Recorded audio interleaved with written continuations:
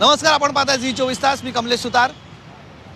Zee 24 तासचा निवडणूक विशेष कार्यक्रम निवडणूक यात्रा आज पोहोचलाय अकोल्यामध्ये. या विशेष कार्यक्रमात आम्ही आपल्याला प्रत्येक मतदारसंघात घेऊन जाणार आहोत आणि याच अनुषंगाने आज आपण आलो अकोल्यामध्ये. विदर्भातलाच नाही तर महाराष्ट्रातला एक असा मतदारसंघ ज्याच्याकडे सगळ्या देशाचं लक्ष लागलेलं आहे. अकोल्यामध्ये आज आपण आहोत. अकोल्याच्या या महत्त्वाच्या आणि एक मध्यवर्ती भागामध्ये आपण आहोत. भाजपसाठी हा त्यांचा एक ट्रेडिशनल बालेकिल्ला राहिला आहे. पारंपरिक त्यांचा बालेकिल्ला हा राहिलेला आहे. यंदाची लढत ही भाजपने जरी हा बालेकिल्ला गेले 2 टर्म राखला असला, गेले अनेक वर्ष राखला असला, तरीसुद्धा गेल्या वेळेसचे खासदार म्हणजे सध्याचे इथले खासदार संजय धोत्रे यांना तिकीट न देता त्यांचे चिरंजीव यांना त्यांच्या चिरंजीवांना इथं तिकीट दिलेलं आहे. सोबत असणार आहे काँग्रेसचे अभय पाटील, त्यांच्या विरोधात असणारे अनुप संजय धोत्रे आणि तिसरा आणि सगळ्यात महत्त्वाचा अँगल जो असणार आहे तो असणार आहे अर्थातच प्रकाश आंबेडकर यांचा. वंचित आघाडीच्या समावेशावरनं अनेक चर्चा आपल्याला बघायला मिळाल्या आणि म्हणूनच वंचितच्या फॅक्टरवरती आपला इथे आज महत्त्वाचा फोकस असणार आहे. प्रकाश आंबेडकरांशी आपण बोलणार आहोत. आपण ग्रामीण भागामध्ये जाणार आहोत. सोबतच शहरातल्या काही तरुण मतदारांशी देखील बोलणार आहोत. सगळ्यात पहिले आपण जाऊ प्रकाश आंबेडकर जे इथे ग्रामीण भागामध्ये आज प्रचार करतात त्यांच्याशी बोलून घेऊया. त्यांचं काय म्हणणं आहे हे आपण जाणून घेणार आहोत. वंचितची भूमिका काय, अकोल्यामधले प्रकाश आंबेडकरांचे विषय काय, हा आज आपण निवडणूक यात्रामध्ये फोकस ठेवणार आहोत. चला.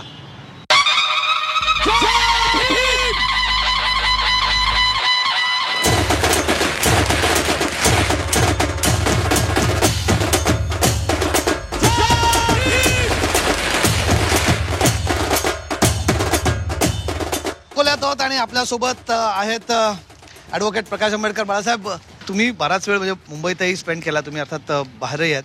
इकडे जेव्हा तुम्ही आता हा कनेक्ट कसा होता तुम्हाला, म्हणजे जेव्हा दोन्ही एवढं आता या दोन्ही भागांशी तुमचा हा कनेक्ट कसा तुम्ही मेंटेन करता? संबंध आहे मेंटेन कसं करता तुम्ही, हे कसं बॅलन्स कसं करता? बॅलन्स करायला काहीच वेळ लागत नाही, बॅलन्स होऊन जातं. तर मग मतदारांशी जेव्हा कनेक्ट करायचा असतो अकोल्यामध्ये, हां, त्यांना म्हणजे तुम्हाला हर्डल्स काय वाटतात? कधी कधी भाषा असेल किंवा इतर कुठले काही भाषेचं नाहीच नाही. तर आता जसं आपण बघतोय की महत्त्वाचे जे विषय सुरू आहेत देशामध्ये, एक म्हणजे देश पातळीवरती निवडणूक आहे, महाराष्ट्रात एक वेगळ्या अलायन्समुळे चर्चेत आहे आणि इथले अकोल्याचे स्थानिक इश्यू आहे. तुमचा सध्याचा फोकस इथे करताना प्रायोरिटी तुम्ही कशाला देतात? इथले स्थानिक इश्यूवर तुम्ही दोन्ही म्हणजे इथे कापूस सोयाबीन हा मोठा इश्यू आहे. आपण हे जे बसलोय तिथे असणारं लिंबूचं असणारं एक मोठं गड आहे. प्रचंड प्रमाणात लिंबू होतो इथे.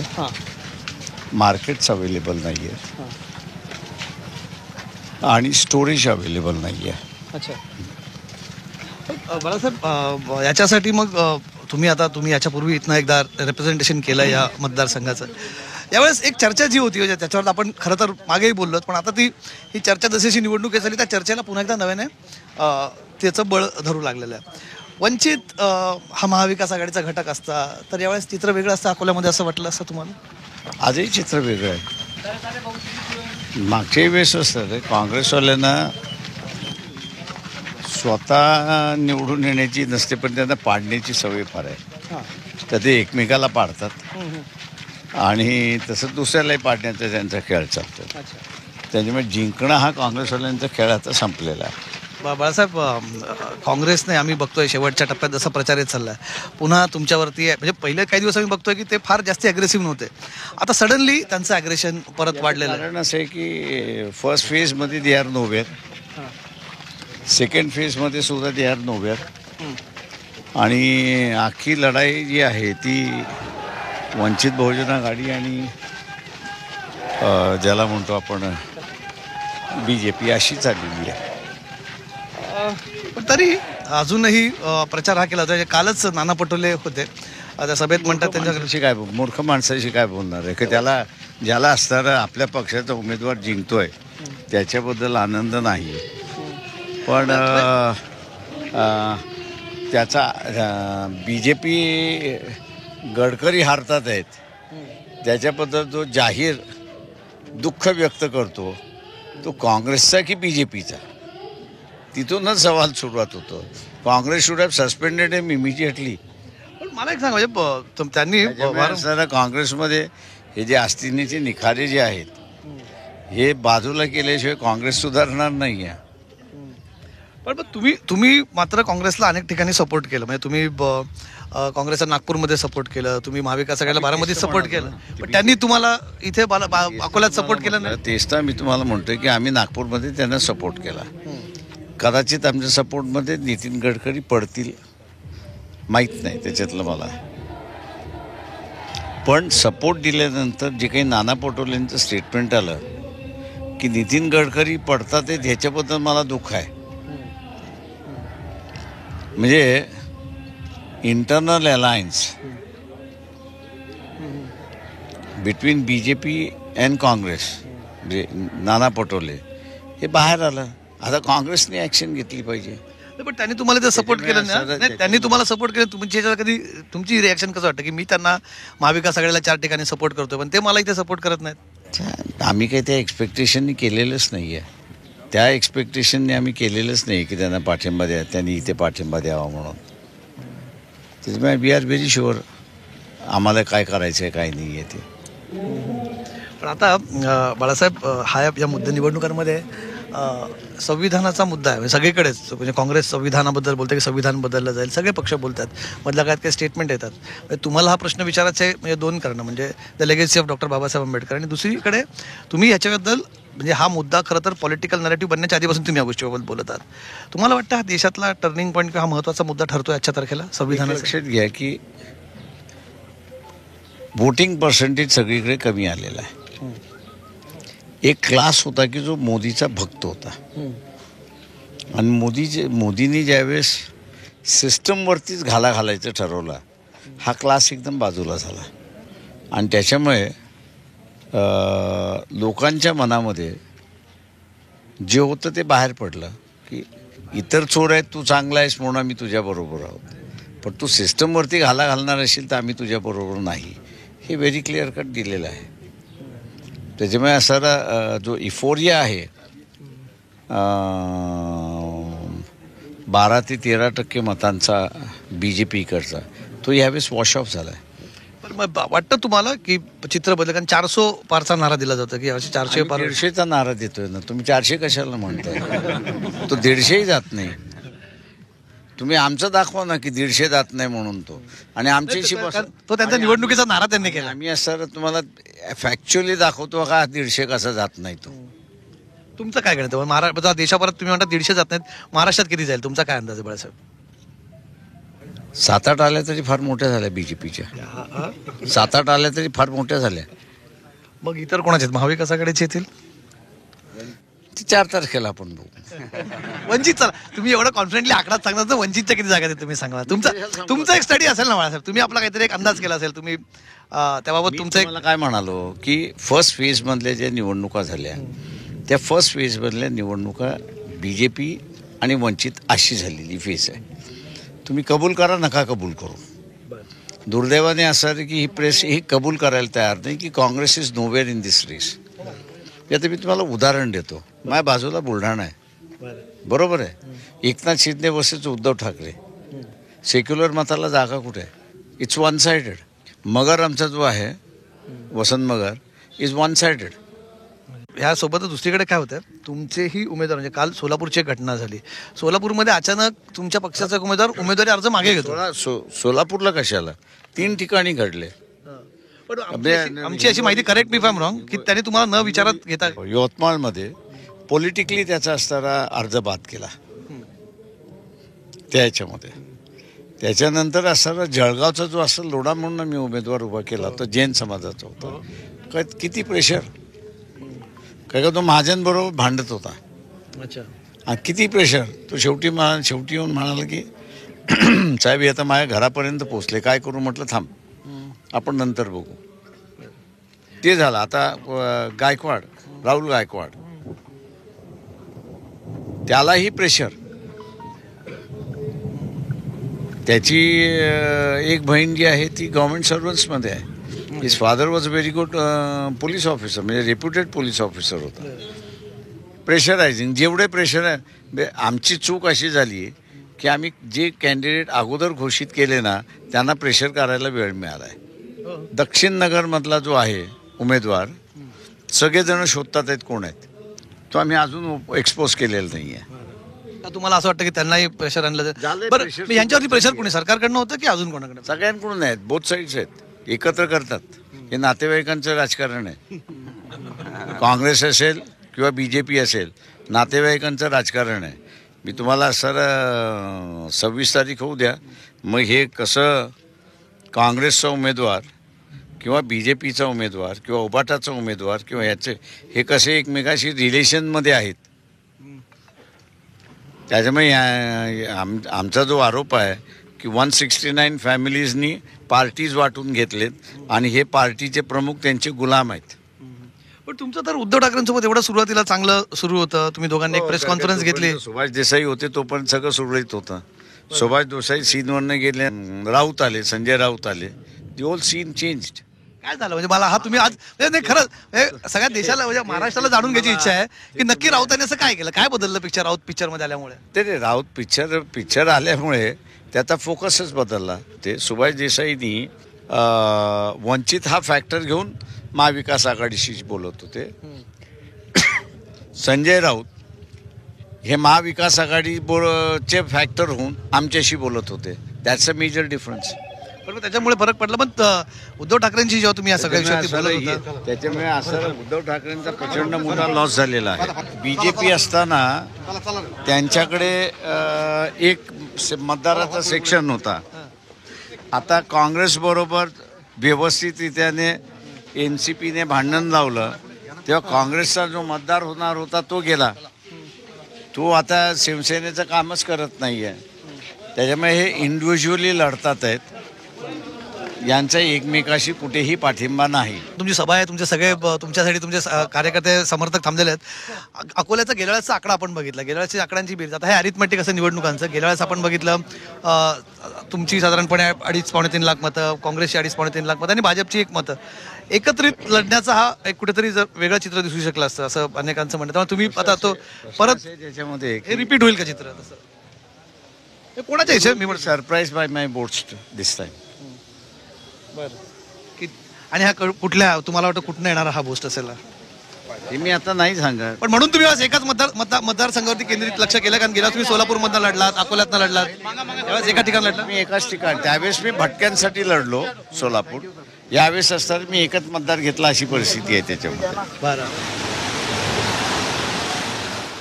झी 24 तासची निवडणूक यात्रा अकोल्यामध्ये असताना अचानक आम्हाला पण एका सरप्राईजने इथे घेरलेला आहे. हा अत्यंत जोरदार असा वादळी पाऊस अकोल्यात सुरू झालेला आहे.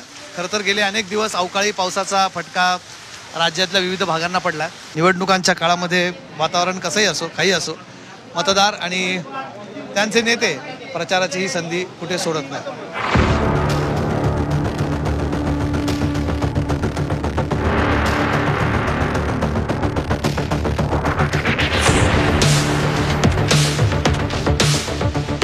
आता आपण अकोल्याच्या ग्रामीण भागामध्ये थोडंसं आलो. बाळापूर तालुक्यामध्ये आपण आहोत आणि दुपारचं कडकडीत ऊन आहे अकोल्यामध्ये. प्रचार थोडासा यावेळी थंड होतो म्हणून आपण मार्केटमध्ये जाऊया थोडंसं. या थोड्याशा गजबजलेल्या भागात तरी त्यातल्या त्यात अकोल्याच्या आपण आहोत इथे. बाळापूर तालुक्यातल्या काही लोक इथे, त्यांच्याशी आपण बोलणार आहोत. त्यांना काय वाटतं आहेत, त्यांच्या काय भावना आहेत. दुपारच्या उन्हातही काही लोक चहाचा इथे आस्वाद घ्यायला थांबलेले आहेत, चहा पित आहेत, चहाचे गोड घेतात. त्यांच्याशी आपण जाऊन बोलूया, त्यांना काय वाटतंय. अकोल्यातले काही इथे नागरिक आहेत, त्यांच्याशी आपण बोलण्याचा प्रयत्न करूया. भाऊ, तुम्ही सगळे इथलेच का, स्थानिक इथले? काय निवडणुकीची हवा काय इथे? काय प्रेशर कुकर चालतोय, हात चालतोय का कमळ? प्रेशर कुकर चालू आहे सध्या. प्रेशर कुकर आणि पंजा. प्रेशर कुकर आणि पंजा. प्रकाश आंबेडकरांचं काय वाटतं तुम्हाला? यावेळेस दोनदा त्यांना नाही मिळालं यश, यांना मिळेल का? यावर्षी अशी शक्यता आहे मिळणार म्हणून. कशामुळे काय वाटतं असं यावेळेस काय असं वेगळं हवा ते वाटून राहिली म्हणून आमच्या इकडं. अत्यल्प समाज कोण्या ठिकाणी आहे. बरं, तुम्हाला काय वाटतं? आपल्याला धोत्रेस. बरं, भाजपचंच मतदार त्यांना तिथे करायचं. पण वेगवेगळी मतं आहेत अकोल्याची. आपण अजूनही इतर ठिकाणांना समजून घेणार आहोत. अकोला शहराच्या मध्यवर्ती भागामध्ये आपण आलेलो आहोत. आपण इथल्याही काही लोकांची मतं जाणून घेणार आहोत. शहरी भागातल्या अकोल्यातला जो शहरी मतदार आहे तो काय विचार करतो, त्याला काय वाटतं. काही तरुणांशी सुद्धा बोलणार आहोत. अकोल्याबद्दल त्यांचं काय म्हणणं आहे, काय चित्र असलं पाहिजे देशामध्ये. हमेशा तर करतो आम्ही मतदान, पण यावर्षी नवीन चेहरा बघण्याची इच्छा आहे आमची. कुठे, देशात का अकोल्यात? देशातही देशातही आणि येतो अकोल्यात. तुमच्याकडे का? हां. हो. कोण नवीन चेहरा कोण? आता केजरीवाल चांगले वाटू राहिले थोडे. अरे वा, हा मला मी जितक्या आज लोकांशी बोलतोय, हे इथे कोणी मला कोणी प्रकाश आंबेडकरांचं नाव सांगतं, राहुल गांधींचं, नरेंद्र मोदींचं. मला आज अकोल्यामध्ये हा पहिला चेहरा भेटा ज्यांना केजरीवाल का बरं? त्यांचे कामं पाहिलेले आम्ही. दिल्लीमध्ये रोजगार, दिल्ली डेव्हलप झालेली आहे आणि तिथं वीज मोफत आहे. अकोल्यामध्ये धोत्रे आहेत. चेहराच पाहायचा आहे आम्हाला. आम्ही मतदान मग कोण आता अकोल्यामध्ये? आमच्या पैसे एक प्रकाश साहेब आंबेडकर, दुसरा काँग्रेस, हे 2 ऑप्शन आहेत आमच्याजवळ. भाजप नको तू म्हणतात? नको, काहीच नाही आम्हाला. आम्ही इंडिपेंडंट आहोत. तुमचं काय म्हणणं अकोल्यात काय चित्र असेल यावेळेस? अकोल्यात नवीन चेहरा येईल. कोण नवीन चेहरा? कोण? 2 चेहरे आहेत आता सध्याच्या चेहऱ्यासमोर. तीनही नवीन चेहरे. तो धोत्रे सुद्धा नवीनच आहेत आता. धोत्रे साहेब 70% लोकांना धोत्रेच माहिती नाही, संजय धोत्रे साहेबच माहिती नाही. धोत्रे साहेब होऊन गेलेत ना. पण मोदींबद्दल तुमचं काय म्हणणं आहे की मोदीने आता त्यांचं म्हणणं आहे की देश प्रगती करतो असं अनेक जणांनी सांगितलं होतं. प्रगती झाली कुठं सर? सर्वात जास्त बेरोजगारीचं जेव्हापासून बीजेपी आली सर, तेव्हापासून सर्वात जास्त बेरोजगारी वाढली आहे. लढत तर तिहेरीच आहे अकोल्यामध्ये. असं नाही म्हणतायत की अनुप धोत्रे किंवा प्रकाश आंबेडकर किंवा अभयदादा पाटील. लढत तिहेरी आहे. तुमचं मत राहिलं घ्यायचं काय? तुमचं म्हणणं आहे? अनुभव हा, तुमचं काय म्हणणं? अनुप धोत्रे का बरं? तळतदार नेतृत्व, पहिल्या एक नवा चेहरा, एक चान्स दिला पाहिजे. मग डॉक्टर पण नवीन चेहरा आहेत, त्यांना चान्स दिला पाहिजे असं ते म्हटलं मगाशी. नाही, पण आपला विश्वास अनुभववर आहे. ठीक आहे. तर साधारणपणे ही सगळी मतं आहेत इथल्या तरुणाची आणि अकोल्यातलं आपण हे मत जाणून घेतलं. आणि फार इंटरेस्टिंग आपल्याला गोष्टी बघायला मिळतात. ग्रामीण भागामध्ये वेगळी मतं येत आहेत, शहरी भागामध्ये वेगळी मतं आहेत, पण एकंदरीत अकोल्यामध्ये ही मिश्र वेदन सगळ्यात जास्त टफ फाईट एकंदरीत कशी असणार आहे. अकोल्याचं असं म्हटलं जातं की काटेकी टक्कर ही असणार आहे. ती का होणार आहे हे तुम्हाला ऐकून कळलं असेलच. काँग्रेससाठी अकोला तसं 2019ला फार लकी ठरलं नाही, कारण काँग्रेसला तिथे सगळ्यात मोठं चॅलेंज आलं होतं ते वंचितकडनं. म्हणजे जरी लढत थेट भाजप विरुद्ध काँग्रेस अशी असली तरी तिसरा जो कोण होता तो वंचितचा होता. पण यंदा मात्र काँग्रेस होपफुल आहे. जरी त्यांची युती होऊ शकली नाही, वंचित बहुजन आघाडी ही महाविकास आघाडीमध्ये आली नसली तरीसुद्धा काँग्रेसला अशी अपेक्षा आहे की यंदा अकोल्याची जागा आपण जिंकू शकतो. वेगवेगळी कारणं आहेत. काय कारणं आपण जे उमेदवार आहेत काँग्रेसचे त्यांच्याशी बोलणार आहोत. अकोल्याचे, काँग्रेसचे आणि इंडिया आघाडीचे, महाविकास आघाडीचे उमेदवार डॉक्टर अभय पाटील आपल्यासोबत आहेत. दिवसभराच्या प्रचारानंतर संध्याकाळचा चहा घ्यायला थांबलेत. त्यांच्यासोबत आम्ही कटिंग चहा घेणार आहोत. डॉक्टर साहेब, एक गोष्ट मला हा प्रश्न नेहमी पडतो, अकोल्यात तर खूप डॉक्टर राजकारणात कसे येतात? नाही, आता जे पहिले डॉक्टर आले त्यांच्या घरात पार्श्वभूमी होती राजकारणाची. त्यांचे वडील आमदार होते. माझ्या याच्यात तशी काही पार्श्वभूमी नाही आहे. पण हे समाजाचा उमेदवार आहे. मी समाजाने सांगितलं की नाही डॉक्टर साहेब, कारण की मी मागच्या 30 वर्षापासून समाजकारणात होतो, सेवा करणं हे करणं, तर कुठंतरी लोकांना वाटलं किंवा मी राजकारणात येऊ, म्हणून तेव्हापासून राजकारणात आलो. समाजाला खूप अपेक्षा आहेत माझ्याकडनं आणि त्याच्यामुळे मी राजकारणात आलेलो आहे. डॉक्टर साहेब, पण आता अकोल्याची लढाई तशी फार सोपी नाही. अकोल्याच्या लढाईची चर्चा देशभर आहे खरं तर. याचं कारण ऑब्व्हियसली म्हणजे जरी अशी एक लिनियर भाजप विरुद्ध काँग्रेस लढत आहे, त्याला तिसरा कोण आहे? वंचित बहुजन आघाडीचा. म्हणजे प्रकाश आंबेडकरांना मनवण्याचे खूप प्रयत्न झाले, त्यांना आघाडीत आणण्याचे प्रयत्न झाले. तुमचं काय मत आहे व्यक्तिगत? तुम्ही या मतदारसंघात ना, जिथनं प्रकाश आंबेडकर लढताय. चहा घ्या तुम्ही. म्हणजे तर तुम्ही काय वाटतं प्रकाश आंबेडकरांबद्दल? तुमचं काय म्हणणं? त्यांनी लढायला हवं होतं का त्यांनी सोबत यायला हवं होतं? नसते तर काय वेगळं झालं असतं? नाही, सोबत त्यांनी यायला पाहिजे होतं असं मला वाटतं. कारण की सगळी बहुजन ताकद जी आहे ती एकत्र आली तर निश्चितच देशभरात फायदा झाला असता. त्यांच्या नावाच्या मागे, बाळासाहेबांच्या नावाच्या मागे खूप मोठी शक्ती आहे. महामानव बाबासाहेब आंबेडकरांचं नाव त्याच्या मागे आहे. त्यांनी निश्चित देशभरात फरक पडला असता. ते आले असते तर आम्हाला आनंदच असता. ते नाही आलं, मग त्याच्यामुळे लढाई लढावीच लागणार आहे. आणि आजच्या परिस्थितीत निश्चित आम्ही लढाईत खूप पुढे निघून गेलेलो आहे. महाविकास आघाडी लढाईत खूप पुढे निघून गेलेली आहे. कुठला फॅक्टर तुम्हाला वाटतं, अशी कुठली गोष्ट आहे की जी तुमच्या फेवरमध्ये आहे या क्षणाला? कारण गेल्या वेळेस जर आपण आकडे बघितले, म्हणजे नंबर गेम, अरिथमेटिक खूप महत्त्वाचं असतं. गेल्या वेळेस काँग्रेसची आणि वंचितची एकूण मतं आणि भाजपची मतं ही फार मोठा फरक होता. ती एकत्र करूनही होत नव्हतं. मग कुठल्या बेसवर तुम्हाला वाटतं की यावेळेस फरक पडेल? कसं आहे, लोक काही काही गोष्टी विसरून जातात. पत्रकारितेने तितकं सावध असायला पाहिजे की मागच्या वेळेस BJPच्या सोबत शिवसेना होती. आज आमच्या जिल्ह्यात शिवसेना नाही आहे, म्हणजे 2.5 लाख मतं तशीच कटून गेली. 2,44,00 मतं शिवसेनेची आहे. परंपरागत काँग्रेसची 2.5 ते 3 लाख मतं आहेत या जिल्ह्यात. याची दोघांची आज बेरीज होईल. हेच कॅल्क्युलेशन 5च्या वर चाललं जाते.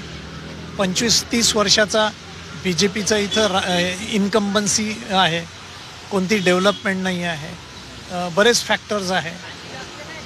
बी जे पी जे निवडून यायची ते शिवसेनेच्या भरोश्यावर निवडून यायची, शिवसेनेच्या कार्यकर्त्यांचा वापर करायची, बूथसुद्धा त्यांचे लागायचे. आज बी जे पीला निश्चित खेड्यापाड्यामध्ये तरी बूथ लावायलाही प्रॉब्लेम जाणार आहे. मला वाटतं इतका होईल, कारण आज आज नेमकं आम्ही आलो इकडे, अमित शहाची पण सभा होत आहे, मोठे मोठे नेते येत आहेत. आज तुम्ही अमित शहाच्या सभेची गर्दी पाहिली का? 5 मिनिटं सुद्धा रस्ता कोणता ब्लॉक नाही झाला अकोल्याचा, किंवा तो पोलिसांना बंद करायची गरज नाही पडली.